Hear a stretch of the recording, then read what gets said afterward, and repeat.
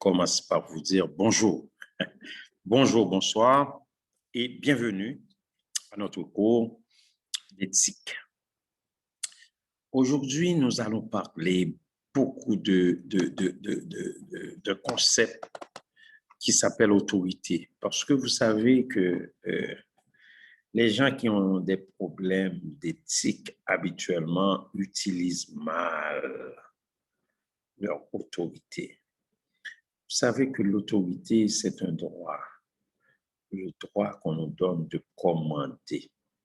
C'est un pouvoir aussi, mais un pouvoir légitime. Okay? Par exemple, un policier et un bandit. Le policier a un pouvoir légitime parce que c'est l'État qui lui donne ce pouvoir. Pourtant, un bandit a quand même un pouvoir parce qu'il a une arme. Les deux ont des armes. Mais le policier a un pouvoir légitime. C'est ce qu'on appelle une autorité. Pourtant, le bandit n'a pas de pouvoir légitime. OK? Donc, l'autorité, c'est le droit de commander. Vous allez gérer des entreprises, vous allez travailler avec d'autres, vous allez avoir un certain pouvoir sur les autres, la capacité de faire. L'autorité, on va vous donner le droit de commander. Et là, je vous dis tout de suite, c'est un terme qui fait référence au droit. Quelqu'un possède de commander. Et l'idée même de cette affaire-là, c'est de dire qu'il va y avoir un minimum, ou en d'autres termes, une minorité, ce serait bien de dire une minorité, qui va commander une majorité. C'est ça. Parce qu'on ne peut pas avoir trop de chefs. Même dans une entreprise ou dans une organisation, vous allez voir, c'est un entonnoir. Et dans l'intérêt, l'idée même d'autorité a pour conséquence qu'une minorité doive l'exercer dans l'intérêt du groupe. OK? Donc, là, on peut voir qu'il y a un meneur et un suiveur. Mais il faut, l'éthique va parler des valeurs. Donc, il ne faut pas, c'est important, et il faut regarder tout ça, et il faut dire qu'on ne doit pas utiliser, et par exemple, de dire que moi j'ai mon autorité, je peux écraser l'autre. Ça, c'est l'autoritarisme. C'est utiliser son autorité de façon abusive. Là, c'est pas bon. OK? Donc, il y a plusieurs façons qu'on peut comprendre ce concept. L'autorité dont je vous parle, c'est l'autorité hiérarchique. C'est le terme qui a été proposé par Weber, qui fut le premier à parler de l'autorité dans les organisations. C'est le terme hiérarchique, c'est le terme qui est associé au concept d'autorité. C'est la répartition de l'autorité parmi les fonctions organisationnelles. L'autorité hiérarchique, c'est la répartition de l'autorité. Donc, il y a une ligne hiérarchique, c'est les liens verticaux. Les liens, ça va du haut vers le bas. C'est appartient à celui qui se trouve à divers échelons, c'est-à-dire divers niveaux de l'entreprise, des gens qui ont le droit de prendre des décisions stratégiques, c'est-à-dire des décisions qui sont des fois irréversibles ou des décisions qui ont des orientations globales et des décisions administratives, des gens qui sont là probablement, qui sont là pour gérer, pour administrer. Et elle est descendante dans tous les secteurs de l'organisation. et ce sont des décisions qui s'appliquent dans tous les secteurs de l'organisation. OK? Donc, là, si on dit traditionnellement, l'autorité est descendante du haut vers le bas, hein, des propriétaires ou des actionnaires vers le conseil ou vers le conseil d'administration, président, vice-président, propriétaire, actionnaire, ensuite le conseil, ensuite on a PDG ou le président, vice-président, les cadres intermédiaires, et vers les employés. Okay? Donc, on peut regarder et tout ça. On n'a pas besoin de ça, vraiment, mais vous savez déjà, les étudiants en gestion, on commence. Le premier niveau, c'est vraiment le niveau là où l'on retrouve les propriétaires, les actionnaires, l'assemblée des actionnaires. Ensuite, vous avez conseil d'administration, conseil d'administration ou l'assemblée. Ensuite, on a l'assemblée des actionnaires, ensuite le conseil, ensuite le PDG, et après, vous allez avoir les vice-présidents, etc., etc. OK? C'est pour vous montrer la hiérarchie. Il y a Chester Barnard, il a dit que dans l'organisation, c'est un système de coopération harmonieuse. Pour lui, il doit y avoir coopération entre le pouvoir et les subordonnés. OK? Donc, et là, l'éthique va venir, parce que ce pouvoir-là doit être un pouvoir qui est fait de façon à ne pas écraser l'autre.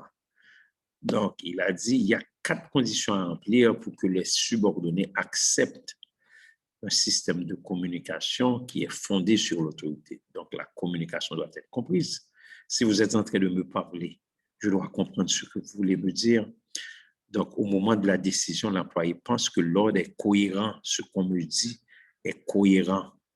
Ensuite, au moment de la décision, l'employé pense que l'ordre est compatible avec ses intérêts. Ce que vous me demandez de faire par rapport avec mes intérêts aussi, je vais faire de l'argent, je vais avoir une promotion. Ensuite, l'employé pense qu'il est physiquement et mentalement capable d'obéir à la communication. Il faut demander à chacun ce que chacun peut donner. On est là, l'autorité repose d'abord sur la raison. Donc, c'est le droit de commander, de prendre des décisions, c'est le pouvoir légitime de commander ou de diriger les subordonnés, et afin d'être capable d'utiliser les ressources. Une entreprise va permettre à un individu d'exercer une certaine autorité en raison de sa position hiérarchique dans l'entreprise, c'est-à-dire le titre que ce dernier détient au sein de l'organisation. OK? Maintenant, nous allons voir l'autorité et le commandement. Lorsqu'on parle du commandement, l'autorité et le commandement. L'autorité, vous savez, c'est le droit de commander, et le commandement, commander, c'est faire. Hein, vous allez voir ça en donnant des ordres. Dans le domaine de l'action, l'autorité se manifeste principalement par le commandement. L'autorité, c'est principalement par le commandement. Dans le domaine de l'action, il faut commander, par exemple, le service militaire, ils vont vous donner des ordres, mais vous allez voir dans l'entreprise, il faut faire attention dans l'entreprise pour ne pas donner des ordres, et puis les gens vont devenir très frustrés. C'est là. Et pour cette raison, on commence avec tout ça pour vous montrer le côté éthique dans tout ça. Hein? On fait un petit peu de gestion pour vous montrer le côté éthique dans tout ça, parce que l'action s'exerce en 2 manières. on fait les choses soi-même ou on les fait faire. Hein? On peut faire les choses ou on les fait faire. Hein? Mais lorsqu'on dit commander, c'est faire faire, mais en donnant des ordres. Commander, c'est faire faire, ou plus précisément, c'est faire faire en donnant des ordres. Celui qui est commandé, il va exécuter l'ordre reçu. Celui qui est commandé, il obéit.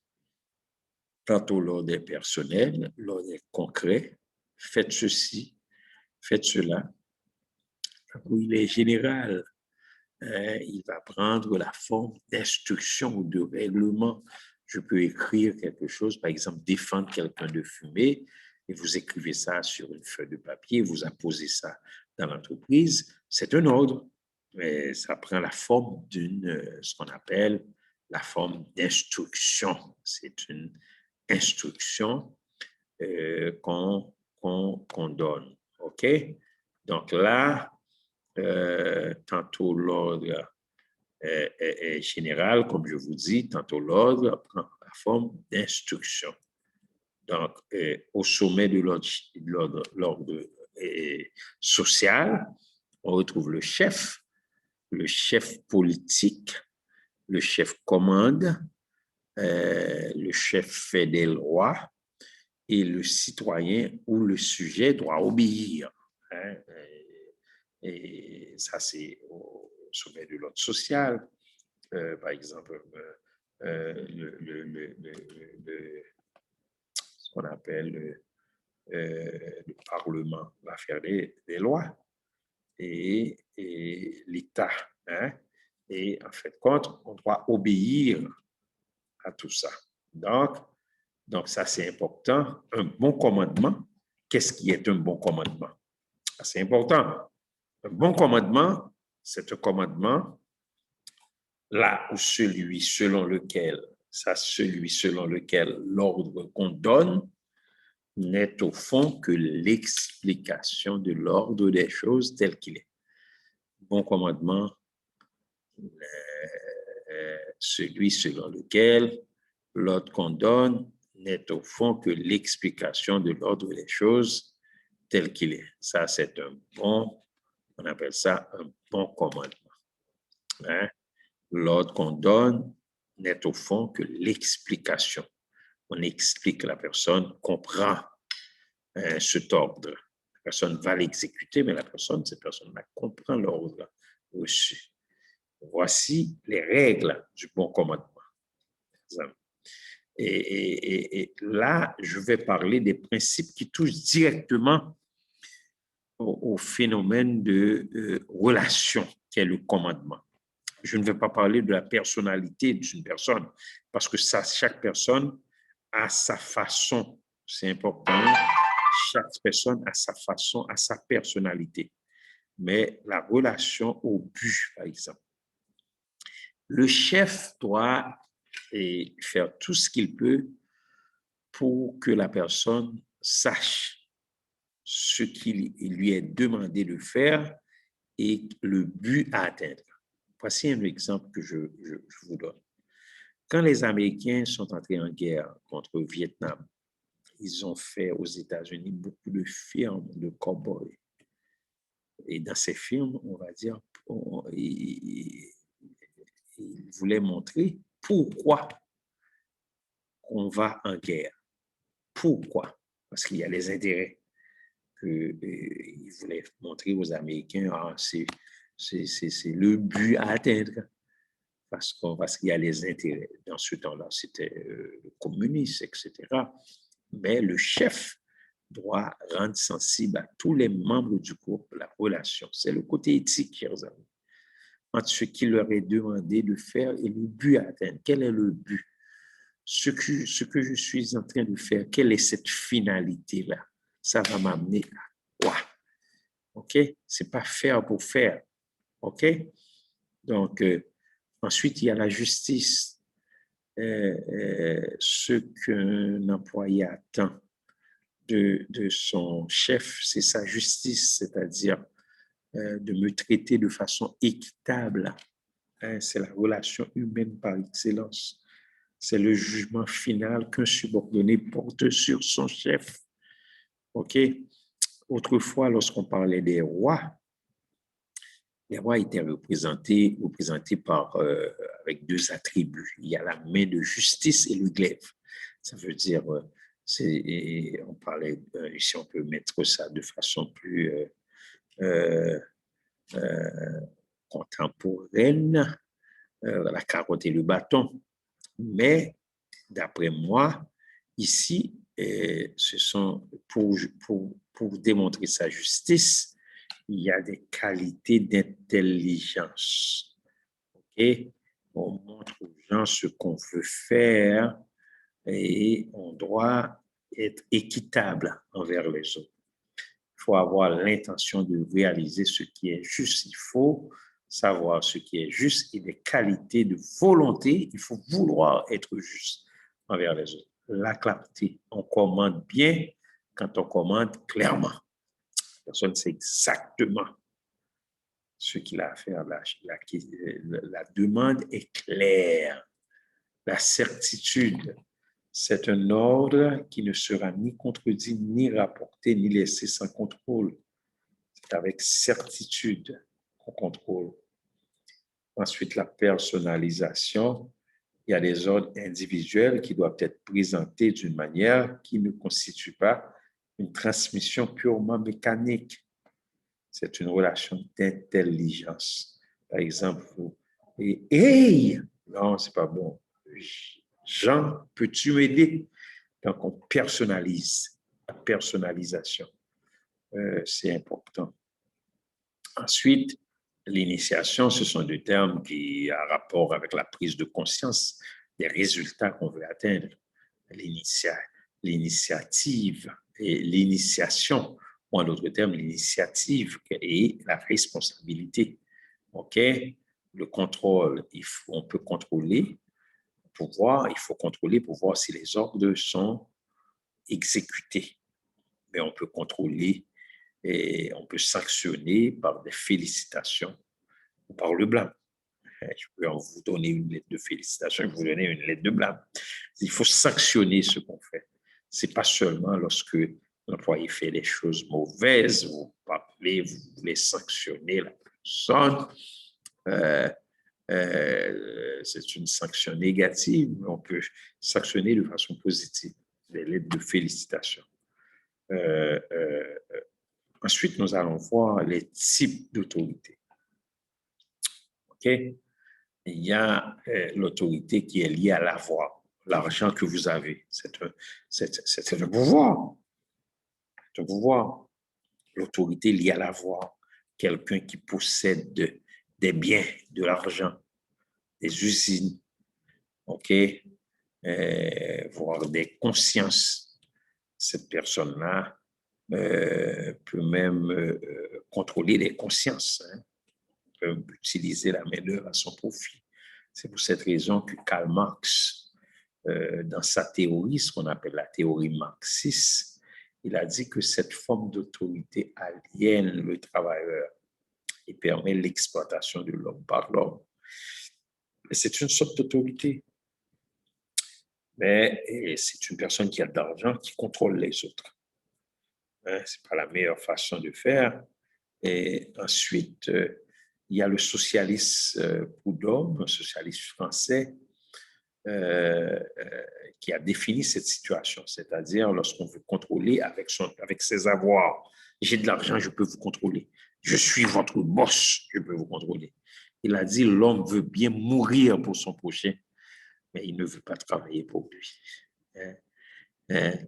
L'avoir fait renforcer la prise des riches et des nantis.